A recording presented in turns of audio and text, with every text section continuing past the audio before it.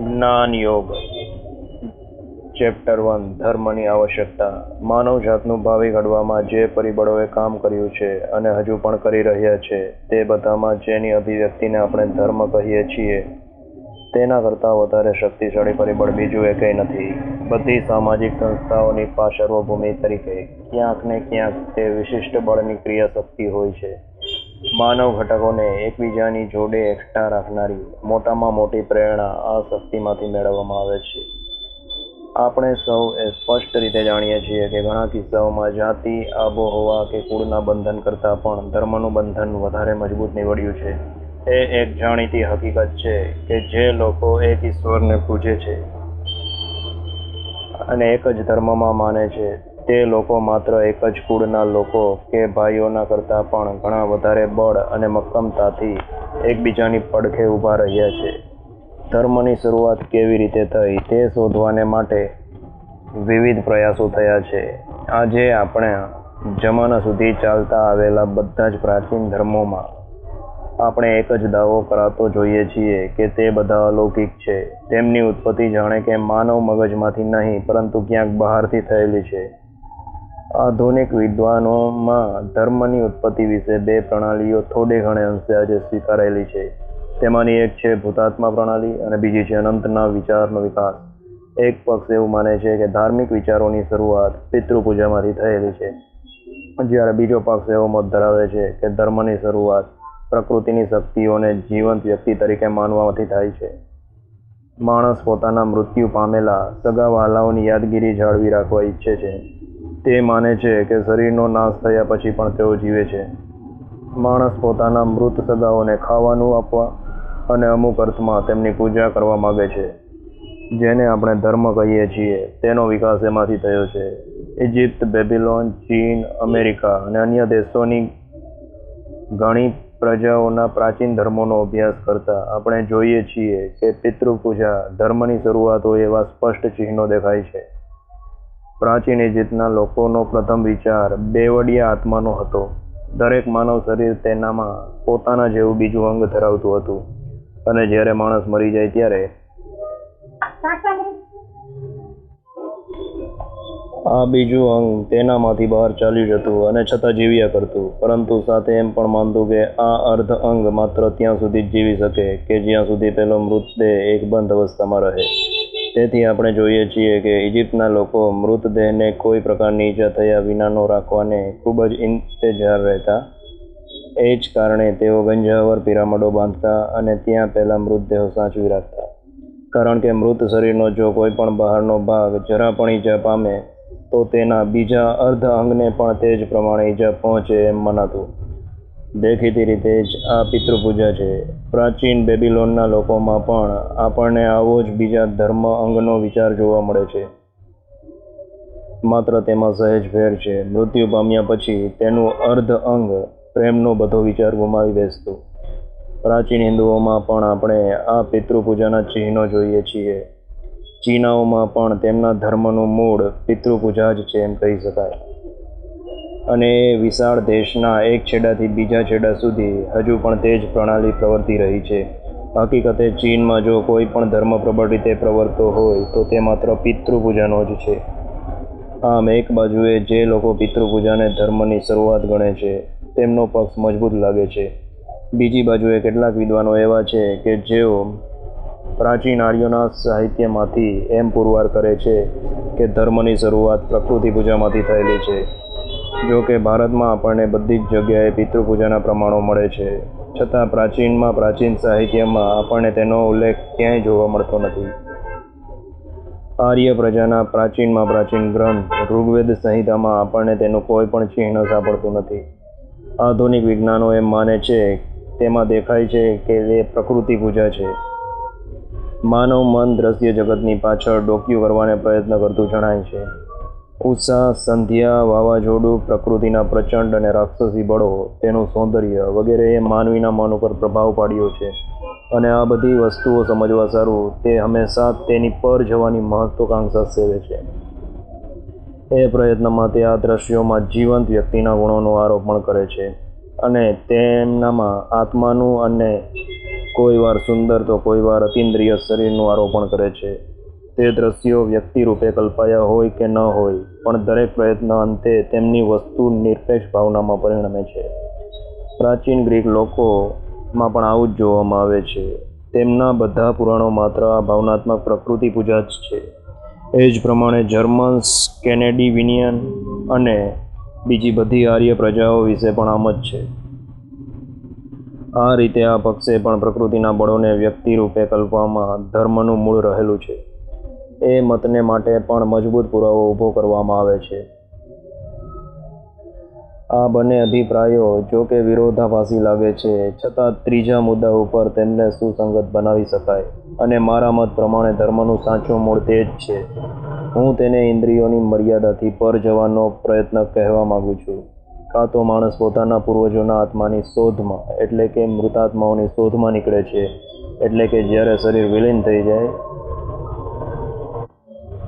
ત્યાર પછી એનું શું થાય છે તેની ઝાંખી કરવાની તેની ઈચ્છા છે, અથવા તો પ્રકૃતિના વિરાટ દ્રશ્યો પાછળ કામ કરી રહેલા પરિબળોને સમજવાની તે ઈચ્છા રાખે છે. આ બેમાંથી ગમે તે સાચું હોય, પણ એક વાત ચોક્કસ છે કે માનવી ઇન્દ્રિયોની મર્યાદાથી પર જવાની કોશિશ કરે છે. માનવી પોતાની ઇન્દ્રિયોથી સંતુષ્ટ અને મર્યાદિત રહી શકતો નથી. તેને તેનાથી પર જવું છે. આ ખુલાસો રહસ્યમય લાગવાનું કોઈ કારણ નથી. મને ખૂબ જ સ્વાભાવિક લાગે છે કે ધર્મની પહેલી ઝાંખી સ્વપ્ન દ્વારા જ થવી જોઈએ. અમરત્વનો પહેલો વિચાર પણ માણસને સ્વપ્નની ઘટના મારફત જ આવ્યો હશે. શું ખરેખર આ અતિ અદ્ભુત અવસ્થા નથી? આપણે જાણીએ છીએ કે બાળકો અને બિન કેળવાયેલા માણસો સ્વપ્ન અને જાગ્રત અવસ્થામાં બહુ ઓછો તફાવત જુએ છે. સાહજિક વિચારથી તમને લાગે છે કે જો નિંદ્રામાં પણ, એટલે કે જ્યારે શરીર ઉપલબ્ધ દ્રષ્ટિએ મૃત દેખાય છે, ત્યારે પણ મન પોતાની અટપટી ક્રિયાઓમાં મશગુલ રહે છે, તો માણસના અમરત્વનું વધુ સાહજિક પ્રમાણ આના કરતાં બીજું શું હોઈ શકે? અર્થાત આ શરીરનો કાયમને માટે નાશ થઈ ગયા પછી પણ તે જ રીતે માણસનું કાર્ય ચાલુ રહેશે, એવા નિર્ણય ઉપર માણસ તરત જ આવે, એમાં શી નવાઈ છે? મારા મત પ્રમાણે અતિન્દ્રિય અસ્તિત્વનું આ વધુ સ્વાભાવિક સ્પષ્ટીકરણ થાય, અને આ સ્વપ્ન વિચાર દ્વારા માનવીનું મન વધારે ને વધારે ઉચ્ચ વિચારોએ પહોંચે. અલબત્ત સમય જતાં માનવજાતના મોટા ભાગને સમજાયું કે આ સ્વપ્નોના ખરાપણાની સાબિતી જાગ્રત અવસ્થામાં મળતી નથી, અને સ્વપ્ન અવસ્થામાં માણસને નવું અસ્તિત્વ મળે છે એમ પણ નથી, પરંતુ તે વેળા માત્ર જાગ્રત અવસ્થાના અનુભવોની માત્ર તેને પુનરાવૃત્તિ થાય છે. પરંતુ આ દરમિયાન શોધની શરૂઆત થઈ ચૂકી હતી. આ શોધ આંતરમુખી હતી. માણસે મનની જુદી જુદી ભૂમિકાઓનો વધુ ઊંડાણથી અભ્યાસ કરવાનું ચાલુ રાખ્યું, અને જાગ્રત તથા સ્વપ્નથી વધુ ઉચ્ચ ભૂમિકાઓ શોધી કાઢી, જેને આપણે અંતઃપ્રેરણા કે ભાવ સમાધિ કહીએ છીએ. એવી આ અવસ્થા દુનિયાના લગભગ બધા જ વ્યવસ્થિત ધર્મોમાં જોવા મળે છે. બધા સુવ્યવસ્થિત ધર્મોમાં તેમના સંસ્થાપકો, પૈગંબરો અને સંદેશવાહકો મનની એવી અવસ્થામાં ગયેલા હોવાનું કહેવાય છે કે જે નથી જાગ્રત કે નથી સ્વપ્ન કે નથી સુષુપ્ત. આ અવસ્થામાં તેઓ આધ્યાત્મિક રાજ્યને લગતી હકીકતોની નવી જ પરંપરાનો સાક્ષાત્કાર કરે છે. આપણે આપણી જાગ્રત અવસ્થા દરમિયાન જે હકીકતો આપણી આજુબાજુ જોઈએ છીએ, તેના કરતાં વધારે તીવ્રતાથી તે લોકો ત્યાંની ઘટનાઓ જુએ છે. દાખલા તરીકે વૈદિક ધર્મ લો. વેદો ઋષિઓએ લખેલ છે એમ કહેવાય છે. આ ઋષિઓ એવા સંત પુરુષો હતા કે જેમણે અમુક સત્યોની અનુભૂતિ કરી હતી. સંસ્કૃત ભાષામાં ઋષિની વ્યાખ્યા છે, ઋષિ એટલે મંત્ર દ્રષ્ટા, વૈદિક મંત્રોમાં દર્શાવેલા વિચારોના દ્રષ્ટા. આ લોકોએ જાહેર કર્યું કે પોતે અમુક ઘટનાઓનો સાક્ષાત્કાર કર્યો છે. જો સાક્ષાત્કાર શબ્દ અતિન્દ્રિય વિષય માટે વાપરી શકાય તો તેમણે આ ઘટનાઓની નોંધ રાખવા માંડી. આપણે જોઈએ છીએ કે આ જ સત્ય ખ્રિસ્તી અને યહૂદી સંત પુરુષો પણ જાહેર કરે છે. દક્ષિણ પંથના એટલે હીનયાન સંપ્રદાયના બૌદ્ધો વિશે કંઈક અપવાદ મૂકી શકાય. એવો પ્રશ્ન થઈ શકે કે જો બૌદ્ધો ઈશ્વરમાં કે આત્મામાં માનતા નથી, તો એમનો ધર્મ અતિન્દ્રિય ક્ષેત્રમાંથી ઉતરી આવેલો છે એમ કેવી રીતે માની શકાય? જવાબ એ છે કે બૌદ્ધો પણ સનાતન નૈતિક નિયમ એટલે કે ધર્મમાં માને છે. એ નૈતિક નિયમોનો અર્થ આપણે જે પ્રમાણે ઘટાવીએ છીએ તે રીતે કરાયેલો નથી, પરંતુ બુદ્ધે તે નિયમ અતિન્દ્રિય અવસ્થામાં શોધી કાઢ્યો. તમારા પૈકી જેમણે બુદ્ધની જીવનકથા ભલે સંક્ષિપ્તમાં લાઇટ ઓફ એશિયા નામના સુંદર કાવ્યમાં વાંચેલ હશે, તેમને યાદ હશે કે બુદ્ધ જ્યાં સુધી મનની અતિન્દ્રિય અવસ્થાએ પહોંચ્યા નહોતા ત્યાં સુધી વડના ઝાડ તળે બેસી રહ્યા હતા. બુદ્ધના સઘળા ઉપદેશો બુદ્ધિની કસરતમાંથી નહીં, પણ અતિન્દ્રિય અનુભવમાંથી આવ્યા છે. આમ દુનિયાના બધા ધર્મોએ ઉચ્ચારેલી મહાન ઉક્તિ એ જ છે કે અમુક ક્ષણોએ માનવ મન ઇન્દ્રિયોની સીમાથી પર જાય છે. એટલું જ નહીં પણ બુદ્ધિથી પણ પર જાય છે, અને પછી તે એવી ઘટનાઓનો સાક્ષાત અનુભવ કરે છે કે જે તેણે ઇન્દ્રિયો દ્વારા કદી અનુભવી ન હોય, અગર બુદ્ધિ દ્વારા વિચારી પણ ન હોય. આ અનુભૂતિઓ દુનિયાના સર્વ ધર્મોનું મૂળ છે. એ ખરું છે કે આ અનુભૂતિઓને બુદ્ધની સારણ પર ચઢાવવાનો કે તેમની સામે પડકાર કરવાનો આપણને અધિકાર છે. છતાં પણ દુનિયાના આજના બધા ધર્મો એવો દાવો કરે છે કે માનવ મનમાં ઇન્દ્રિયોની અને બુદ્ધિઓની સીમાને પર થઈ શકવાની આ વિશિષ્ટ શક્તિ રહેલી છે. તેઓ આ શક્તિને સત્ય હકીકત તરીકે આપણી સમક્ષ રજૂ કરે છે. ધર્મે જેનો દાવો કરેલ છે તે બાબતો કેટલેક અંશે સાચી છે તે પ્રશ્નને બાજુએ રાખ્યા પછી આપણે એ બધામાં એક સામાન્ય લક્ષણ જોઈએ છીએ. ભૌતિક શાસ્ત્રની નક્કર શોધોની સાથે સરખાવતા આ બધી સૂક્ષ્મ ભાવાત્મક વસ્તુઓ છે. ઘણી ઉચ્ચ કક્ષાએ પહોંચેલા, વ્યવસ્થિતપણે રચાયેલા બધા ધર્મોમાં તે અતિ એક શુદ્ધ ભાવનાત્મક એકમનું સ્વરૂપ ધારણ કરે છે. તે એકમ કાં તો વસ્તુ નિરપેક્ષ સત્તા તરીકે, સર્વવ્યાપી તત્વ તરીકે, અગર એક નિરપેક્ષ વ્યક્તિત્વ તરીકે અનુભવમાં આવે કે જેને ઈશ્વર કે નીતિ ધર્મ કહેવામાં આવે છે, અથવા તો સર્વ અસ્તિત્વના આધારભૂત એક નિર્વિશેષ તત્વ રૂપે તે અનુભવવામાં આવે છે. મનની અતિન્દ્રિય અવસ્થાનો આશરો લીધા સિવાય ધર્મનો ઉપદેશ આપવાના આધુનિક સમયમાં પણ જે પ્રયત્નો થયેલા છે તેમને પણ પ્રાચીનોના સૂક્ષ્મ ભાવાત્મક વિચારોનો આધાર લેવો પડ્યો છે. તેમણે તેને નીતિ ધર્મ કે આદર્શ એકત્વ વગેરે જુદા જુદા નામો આપેલા છે. તે જ બતાવે છે આ સૂક્ષ્મ વિચારો ઇન્દ્રિયોના ગ્રાહ્ય વિષય નથી. આપણામાંથી કોઈએ હજુ સુધી કોઈ સંપૂર્ણ આદર્શ માનવીને જોયો નથી, છતાં એવો મનુષ્ય છે એમ માનવાનું આપણને કહેવામાં આવે છે. આદર્શની દ્રષ્ટિએ સંપૂર્ણ હોય એવો માણસ આપણે કોઈએ જોયો નથી, અને છતાં આદર્શ વિના આપણે પ્રગતિ કરી શકીએ નહીં. આમ આ બધા જ જુદા જુદા ધર્મોમાંથી એક હકીકત પ્રમુખપણે તરી આવે છે કે એક આદર્શ ભાવનાત્મક તત્વ છે કે જે આપણી સમક્ષ વ્યક્ત રૂપે કે અવ્યક્ત રૂપે કે નિયમ રૂપે કે સત્તા રૂપે કે સાર તત્વ રૂપે રજૂ કરવામાં આવે છે. તે આદર્શને પહોંચવા માટે આપણે હંમેશા પ્રયાસ કરતા હોઈએ છીએ. મનુષ્ય માત્રને ભલે તે ગમે ત્યાં હોય અને ગમે તે હોય, અનંત શક્તિને પહોંચવાનો આદર્શ હોય જ. દરેક મનુષ્યને અનંત આદર્શ હોય જ. આપણી આજુબાજુમાં થતા બધા જ કાર્યો તથા આપણી આજુબાજુ પથરાયેલી બધી પ્રવૃત્તિઓ આ અનંત આનંદ મેળવવા માટે છે. પરંતુ કેટલાકને તે વાત એકદમ સમજાઈ જાય છે કે ભલે પોતે અનંત શક્તિ પામવા માટે મહેનત કરે પણ ઇન્દ્રિયો દ્વારા તેને મેળવી શકાશે નહીં. તેઓ તરત જ સમજી જાય છે કે અનંત આનંદ ઇન્દ્રિયો દ્વારા મળનાર નથી. બીજા શબ્દોમાં કહીએ તો આ ઇન્દ્રિયોનો અને શરીર અનંતને વ્યક્ત કરવા માટે અત્યંત મર્યાદિત છે. અનંતને શાંત દ્વારા વ્યક્ત કરવું અસંભવિત છે. વહેલો કે મોડો માણસ અનંતને શાંત દ્વારા વ્યક્ત કરવાનો પ્રયાસ છોડી દેવાનું સમજી જાય છે. આ છોડી દેવું, આ પ્રયત્નનો ત્યાગ એ જ નીતિ ધર્મની પાર્શ્વભૂમિ છે. ત્યાગના પાયા ઉપર જ નીતિ ધર્મ ઉભેલો છે. જેના પાયામાં ત્યાગ ન હોય એવી નીતિ ધર્મ કદી ઉપદેશાયો જ નહોતો. નીતિ ધર્મ હંમેશા કહે છે પહેલો હું નહીં, પહેલો તું. તેનો મુદ્રાલેખ સ્વાર્થ નહીં પણ નિસ્વાર્થપણું છે.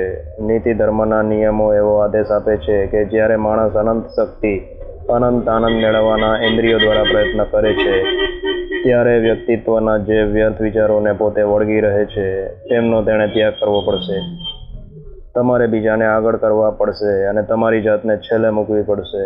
ઇન્દ્રિયો કહે છે અમે પ્રથમ, નીતિ ધર્મ કહે છે મારો વારો સૌથી છેલ્લો. આમ નીતિ ધર્મના બધા જ નિયમો આ ત્યાગની ભાવના ઉપર રચાયેલા છે. નીતિ ધર્મનો આદર્શ છે. ભૌતિક કક્ષાએ વ્યક્તિત્વનો વિનાશ, તેનો વિસ્તાર નહીં. એ અનંત તત્વ કદી પણ ભૌતિક ભૂમિકા ઉપર વ્યક્ત થશે નહીં. તે શક્ય પણ નથી અને તેની કલ્પના પણ થઈ શકે નહીં. તેથી માણસે અનંતનો વધુ ગાઢ આવિર્ભાવ શોધવા માટે ભૌતિક ભૂમિકાને છોડી દઈને બીજી ભૂમિકાએ ચઢવું પડશે. આમ જુદા જુદા ઘણા નીતિ ધર્મના નિયમો ઘડવામાં આવે છે, પણ બધાનો મધ્યવર્તી વિચાર તો એક જ છે: અહમનો સદાને માટે નાશ. અહમનો સંપૂર્ણ લોપ જ તે નીતિ ધર્મનો આદર્શ છે. જો લોકોને કહેવામાં આવે કે પોતાના વ્યક્તિત્વનો વિચાર ન કરો તો તેઓ ચોંકી ઉઠે છે. તેમને ભય લાગે છે કે જેને તેઓ પોતાનું વ્યક્તિત્વ કહે છે તે રખે ગુમાવી બેસવું પડે. સાથે સાથે એ જ લોકો નીતિ ધર્મના સર્વોચ્ચ આદર્શો સાચા છે એમ જાહેર કરે છે, જ્યારે એક ક્ષણ પણ વિચાર કરતા નથી કે સર્વ ધર્મનું ક્ષેત્ર, ધ્યેય અને વિચાર વ્યક્તિત્વનો લોપ છે, તેનો વિસ્તાર કે સર્જન નથી. ઉપયોગિતાના ધોરણો માનવીના નૈતિક સંબંધોને સમજાવી ન શકે, કારણ કે સૌથી પહેલાં તો ઉપયોગિતાના વિચારોમાંથી આપણે નીતિ ધર્મના કોઈ પણ નિયમો તારવી શકીએ નહીં. જેને અતિન્દ્રિય કહેવામાં આવે છે, અથવા તો જેને હું અતિચેતન કહેવાનું વધુ પસંદ કરું છું, તેના અનુભવ વિના નીતિ ધર્મ હોઈ શકે નહીં. અનંતને પહોંચવાના પ્રયત્ન સિવાય આદર્શ હોઈ શકે નહીં. પોતાના સમાજની મર્યાદામાં માણસોને બાંધી રાખવાનો પ્રયત્ન કરતી કોઈ પણ સમાજ વ્યવસ્થા માનવ જાતિના નીતિ ધર્મના નિયમોનો ઉકેલ આપી શકતી નથી. ઉપયોગિતાના સિદ્ધાંતમાં માનનાર માણસ આપણને અનંતની શોધ મૂકી દેવાનું કહે છે. તેનો મત એવો છે કે અતિન્દ્રિયને પહોંચવાનો પ્રયત્ન અવ્યવહારુ અને મૂર્ખાઈ ભરેલો છે, અને સાથે જ પાછો એમ પણ કહે છે કે તમારે નીતિ ધર્મને અનુસરવું અને સમાજનું કલ્યાણ કરવું. આપણે કલ્યાણ શા માટે કરવું?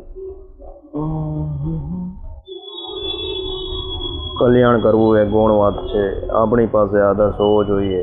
નીતિ ધર્મ પોતે ધ્યેય નથી, પણ ધ્યેય પહોંચવાનું સાધન છે.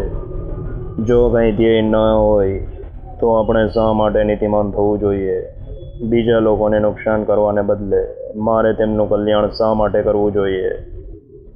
જો માનવજાતનું ધ્યેય સુખ જ હોય તો મારે મારી જાતને સુખી કરવા બીજા લોકોને દુઃખી શા માટે ન કરવા? એમ કરતાં મને કોણ અટકાવે છે? બીજી બાજુ ઉપયોગિતાના સિદ્ધાંતનો પાયો બહુ સંકુચિત છે. બધા ચાલુ સામાજિક રીતરિવાજો અને રસમો અત્યારે સમાજ જે સ્થિતિમાં છે તેમાંથી લાવવામાં આવ્યા છે, પણ ઉપયોગિતાના સિદ્ધાંતમાં માનનાર માણસને એવું માની લેવાનો શો અધિકાર છે કે સમાજ શાશ્વત છે. યુગો પહેલાં સમાજ અસ્તિત્વમાં ન હતો, યુગો પછી પણ સમાજ અસ્તિત્વમાં કદાચ નહીં હોય. ઘણે ખરે અંશે તે એક કામચલાઉ પગથિયું છે કે જેના દ્વારા આપણે વધુ ઉચ્ચ વિકાસ તરફ જઈએ છીએ. અને જે કોઈ નિયમ માત્ર સમાજમાં જ આવેલો હોય તે શાશ્વત હોઈ શકે નહીં. તેમ મનુષ્ય સ્વભાવનું સમગ્ર ક્ષેત્ર તે આવરી શકે નહીં. તેથી તો ઉપયોગિતાના સિદ્ધાંતનો વધારેમાં વધારે સમાજની આજની સ્થિતિમાં જ ચાલી શકે, તેથી આગળ તેમની કશી કિંમત નથી. પરંતુ ધર્મ અને આધ્યાત્મિકતામાંથી આવેલ નીતિ ધર્મ તથા તેના નિયમોનું ક્ષેત્ર તો અનંત માનવતાના સમગ્ર ક્ષેત્રને આવરી લે છે. તેનો આરંભ થાય છે વ્યક્તિથી, પરંતુ તેના સંબંધો અનંતની સાથે છે.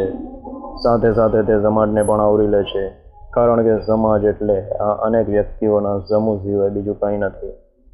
તે નિયમો જેમ વ્યક્તિને તથા તેના કાયમી સંબંધોને લાગુ પડે છે, તેમ તે સમગ્ર સમાજને પણ જરૂર લાગુ પડવા જ જોઈએ, પછી ભલે તે ગમે તે સમયે અને ગમે તે સ્થિતિમાં હોય.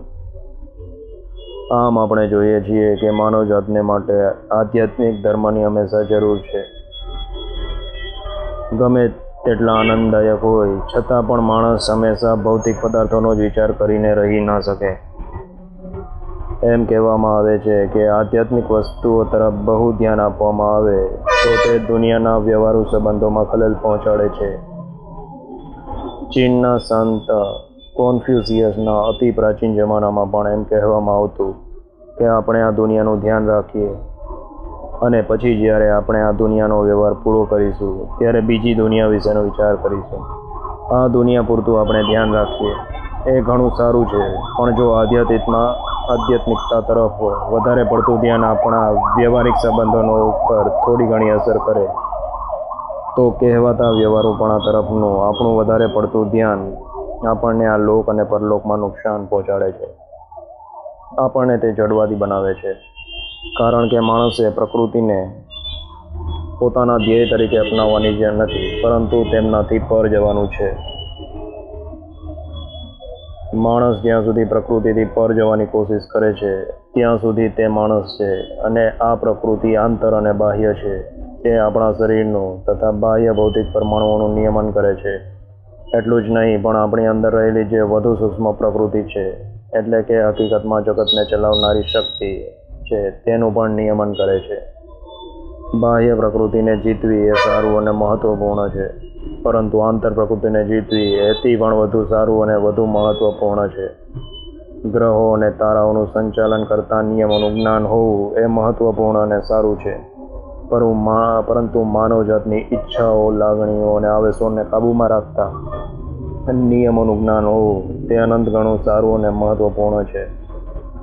આ અંદરના માનવીને જીતવાનું, માનવ મનમાં અટપટી રીતે ચાલતી ક્રિયાઓના રહસ્ય સમજવાનું અને તેના અદ્ભુત રહસ્ય ઉકેલવાનું કામ માત્ર ધર્મનું જ છે. માનવ સ્વભાવ એટલે કે સામાન્ય માનવ સ્વભાવ મોટી મોટી ભૌતિક હકીકતોને જોવા માગે છે. સામાન્ય માનવી કોઈ અટપટી બાબતને સમજી શકતો નથી. એ ઠીક જ કહેવાયું છે કે સામાન્ય માનવી હજારો ઘેટાને મારી નાખનાર સિંહને વખાણે છે. તેઓ એક ક્ષણ પણ એવો વિચાર કરતા નથી કે અહીં ઘેટાઓનું મોત થાય છે. જો કે સિંહનો તે ક્ષણિક વિજય ભલે હોય, આનું કારણ એ છે કે લોકોને શારીરિક બળના પ્રદર્શનથી આનંદ થાય છે. સામાન્ય જનતાનું હંમેશા એવું જ છે. તે દરેક બાહ્ય વસ્તુને જ સમજે છે, પરંતુ દરેક સમાજમાં એક ભાગ એવો પણ હોય છે કે જેનો આનંદ ઇન્દ્રિયોના વિષયોમાં નહીં, પણ તેનાથી ઉપર એવી બાબતોમાં હોય છે. અવારનવાર તેમને ભૌતિક કરતાં કોઈક ઉચ્ચ બાબતની ઝાંખી થાય છે. તેને પહોંચવાનો તેઓ પ્રયાસ કરે છે.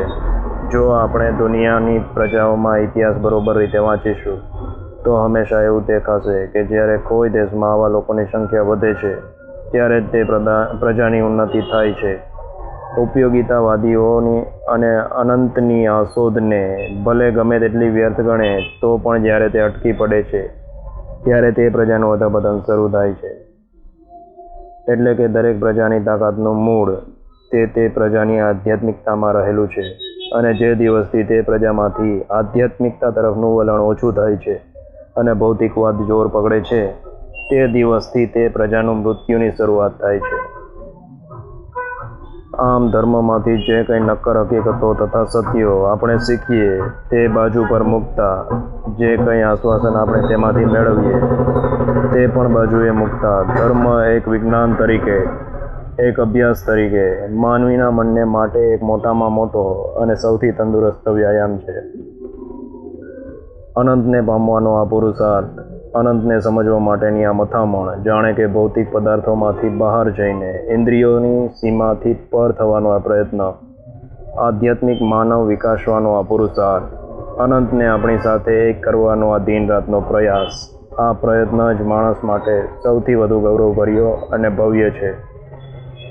કેટલાક લોકોને ખાવામાં સૌથી વધારે આનંદ આવે છે, તે કેટલાક લોકોને તેમાંથી આનંદ ન આવવો જોઈએ એમ કહેવાનો આપણને અધિકાર નથી.